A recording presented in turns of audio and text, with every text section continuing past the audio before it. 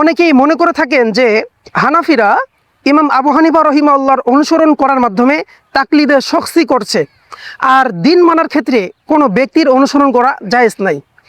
এখন আপনার চোখে আঙ্গুল দিয়ে আমি দেখিয়ে দিব যে আল্লাহ রসুল সাল্লাল্লাহু সাল্লামের জীবদ্দশায়, তিনি জীবিত থাকতে তাকলিদে শখসি ছিল এবং আল্লাহ রসুল সাল্লাল্লাহু সাল্লাম এটাকে সমর্থনও করেছেন। সেটা হচ্ছে হজরতে মুআজ ইবনে জাবাল রাদিয়াল্লাহু আনহুকে আল্লাহ রসুল সাল্লাল্লাহু আলাইহি সাল্লাম যখন ইয়ামানের গভর্নর হিসেবে পাঠালেন, তখন মুআজ রাদিয়াল্লাহু আনহুকে জিজ্ঞেস করলেন যে, হে মুআজ, তুমি ফয়সালা করবে কি দিয়ে? তখন উত্তরে মুআজ রাদিয়াল্লাহু আনহু বললেন যে, আল্লাহর কোরআন দিয়ে ফয়সালা করব। আল্লাহ রসুল বললেন, যদি তুমি কোরআনে এই ফয়সালা না পাও, তখন হজরত মুআজ বললেন, তাহলে আমি হাদিসের মাধ্যমে এর ফয়সালা করব।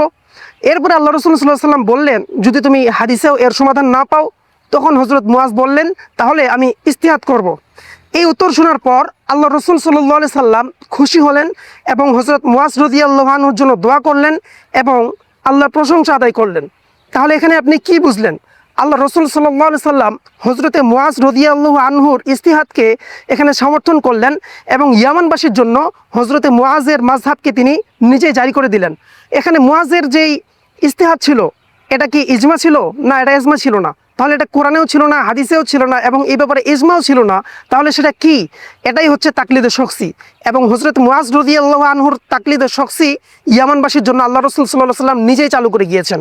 অতএব তাকলিদে শখসি এটা বিভ্রান্ত এবং ভুল কোনো বিষয় নয়, এটা আল্লাহ রসুল সাল্লাল্লাহু আলাইহি সাল্লাম স্বীকৃত একটা বিষয়।